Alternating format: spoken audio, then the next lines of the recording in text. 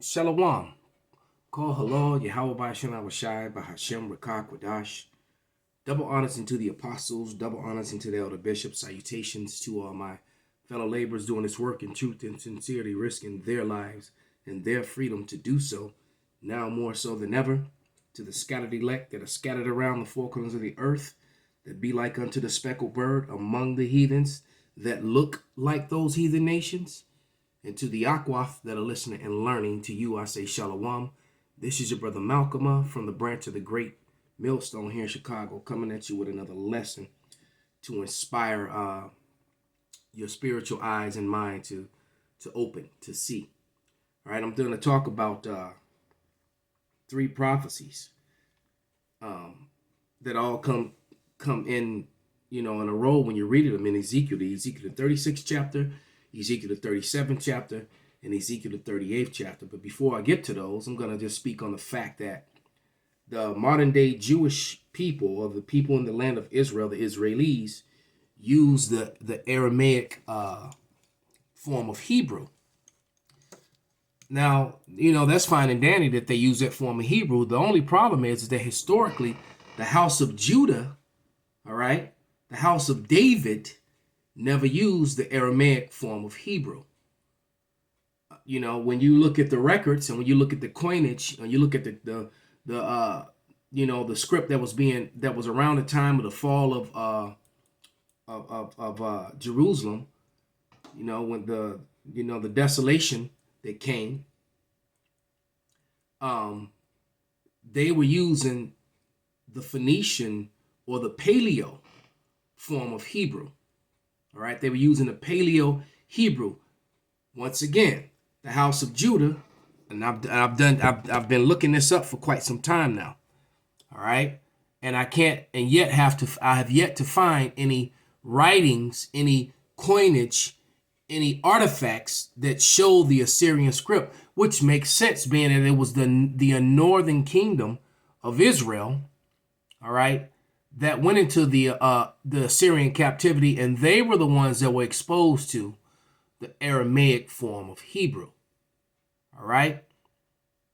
And then according to prophecy, when they came here to the Americas, they began to write in the Paleo again.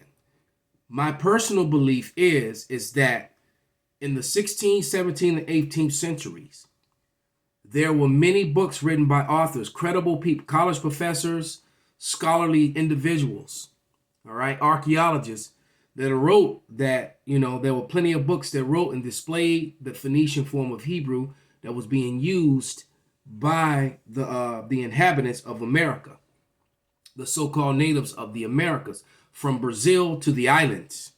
These artifacts were found. They just found some in Puerto Rico barely 2 years ago, and it had the ancient Paleo.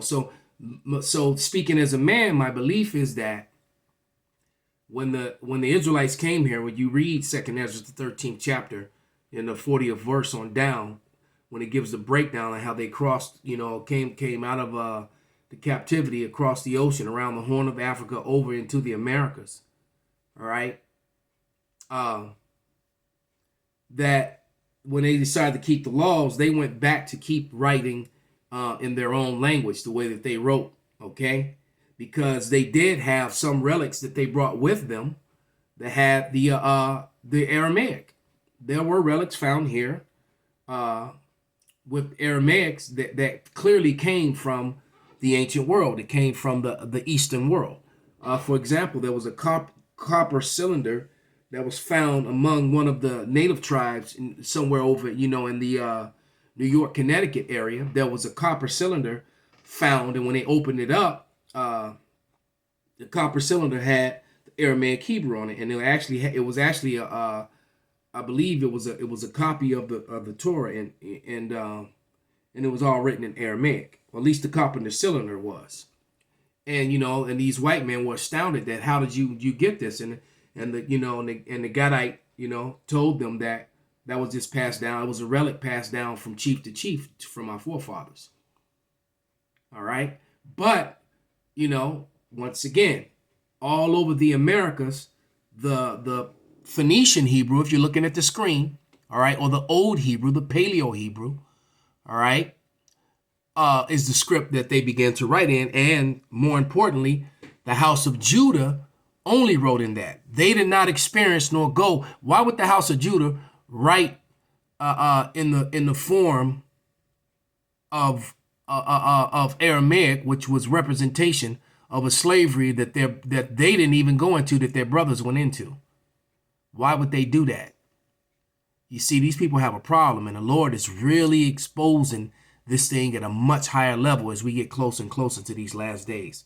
So let's jump right in. Now that we've, got your juices flowing, because that right there, that one tidbit of information shuts down Dr. Brown, Benjamin Netanyahu, and all that, everything about sim this and sim that and anti this. It shuts it all down. They're exposed, man. All right. So let's continue with this exposure. Let's go to Ezekiel, the 36th chapter, and talk about these three prophecies in these three chapters in a row. The Lord is cold with it. So in Ezekiel 36,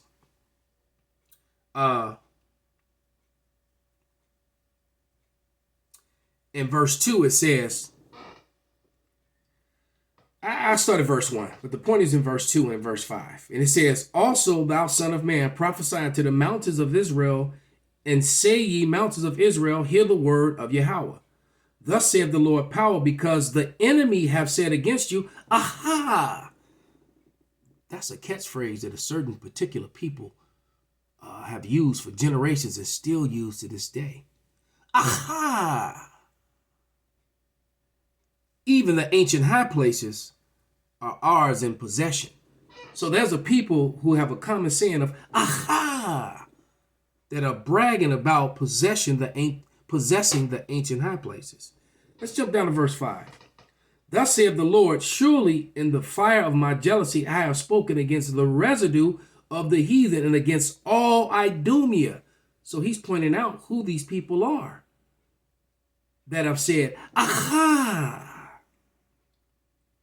All right, which have appointed my land into their possession with the joy of all their hearts, with despiteful minds to cast it out for a prey. So the people of the Lord would cast it out for a prey, and all remnant in memory of them, so that the name Israel would be erased from them, just as it is spoken of in Psalms 83, the 3rd chapter. All right, and now they're claiming to be the people. Now let's go over to Ezekiel 37. All right, and I'm going to read down to verse 7. And it says, and the hand of Yahweh was upon me, and carried me out in the spirit of Yahweh, and set me down in the midst of the valley, which was full of dry bones. All right. And this dry bones are the people, when you go back to Jeremiah, the 17th chapter, the 4th verse.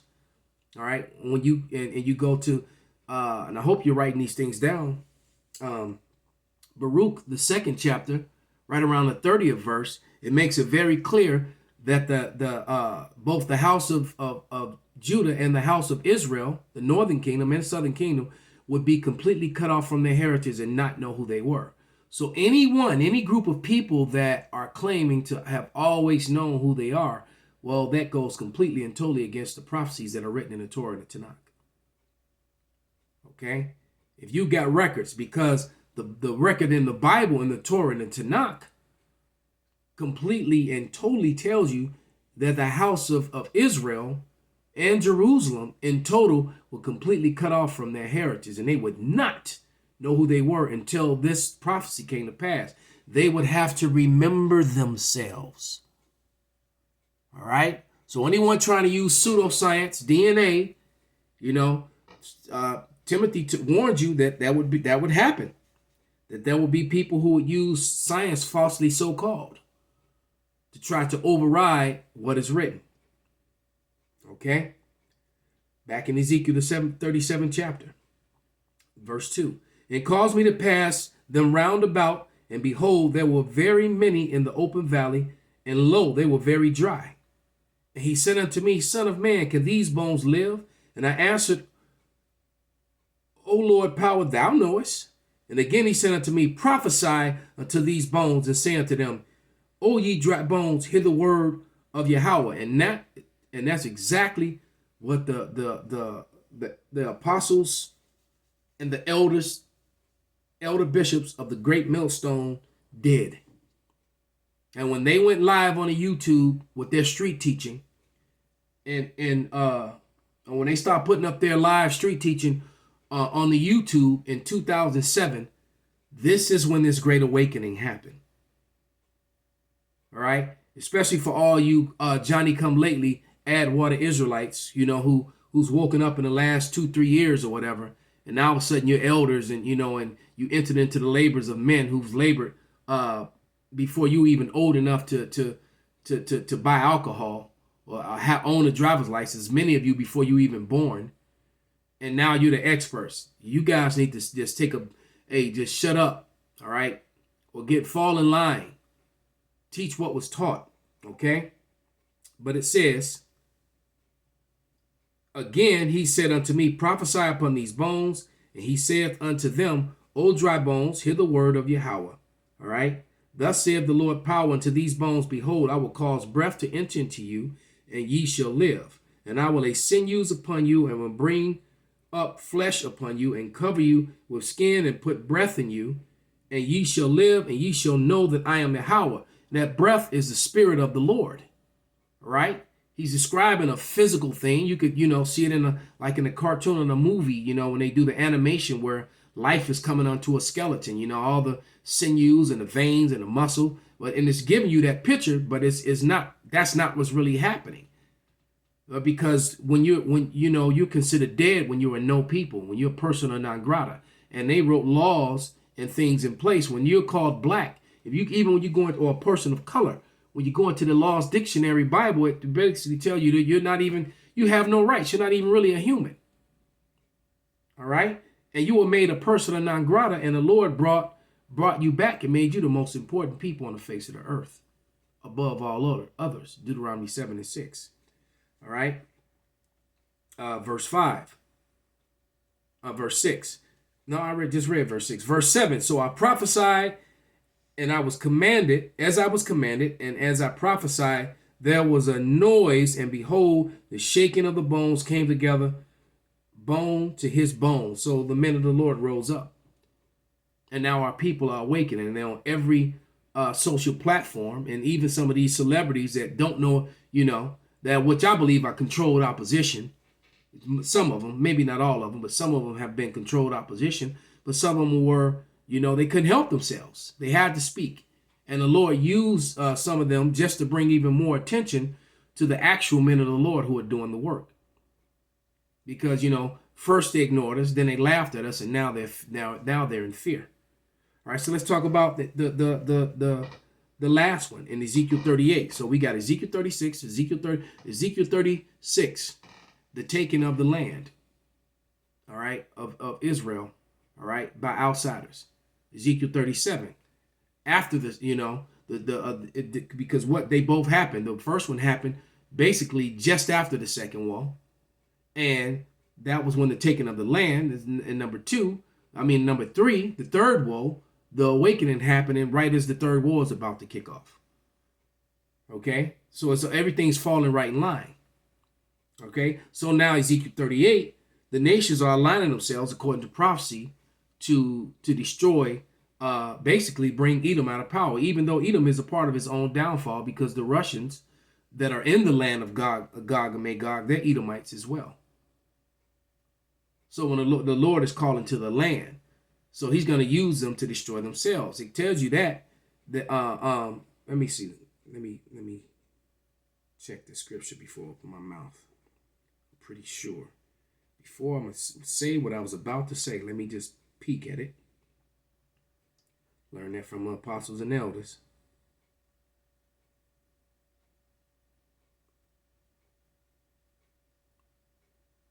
Yeah, it's 2 Ezra 11:39. Art not thou it that remainest of the four beasts whom I made to reign in my world, that at the end of times might come through them? So it's coming through them. They're bringing it. The Lord's using them to bring it into themselves. I just watched a video where Biden and in America. Hey, Shalom, I'm right in the middle of the lesson. Let me hit you back. Um, where America was where America was Biden was talking about the lackluster of Americans hyper missile system as comparison to the Russian and Chinese hypersonic missile systems. And Biden pretty much admitted that, you know, America really doesn't have anything that can stop those missiles. And Russia was bragging about it, you know, quite some time ago. All right, that Satan 1 and Satan 2, neither one, both those missile systems are unstoppable by any missile defense system on the earth right now. You see, because while America was living all decadently, all right, and constantly, you know, setting up garrisons in other people's lands to ensure that they had control over their resources and that those people used our money system, the Russians were quietly building up their missile game. All right, you know, for lack of a better word, they were at the gym, you know, getting their gains together. All right, while America was sitting around, you know, getting fat and sloppy, and then they came on the beach and took all the women. Because why? Because they had that hard body, and America was fat and round. The women weren't attracted to them. Just to give you an example. All right, so back to Ezekiel the 38th chapter, which is a part of the third woe. Okay.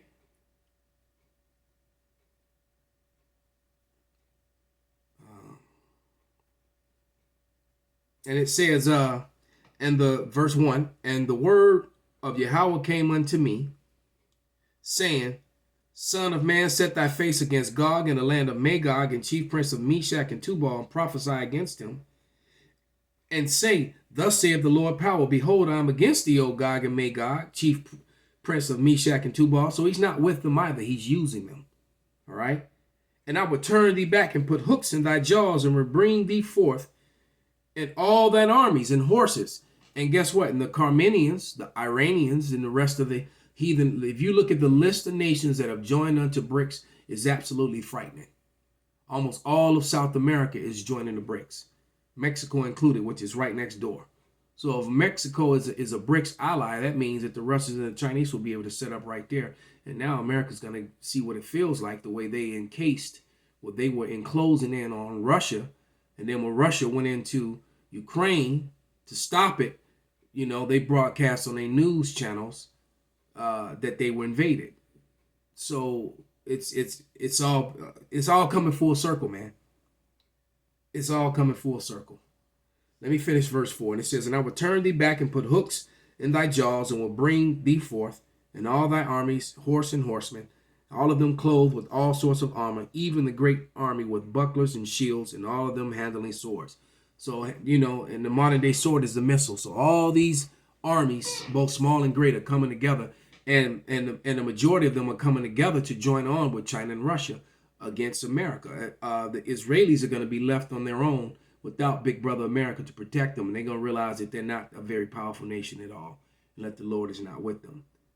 All right, because the prophecy, another prophecy that I did mention, is that there's a prophecy that says when the Israelites go back to the land of Israel, all 12 tribes, there will be peace on earth, and all nations will be taking the knee to bending the knee to them. So clearly these people can't be the people. So with that, I'm going to give all praises, all honor, and glory unto Yahweh, Bahashem, Yahweh Shai, Bahashem, Rakar Kwadash, Wa Abba Babal, Kwam Yasharala Shalom.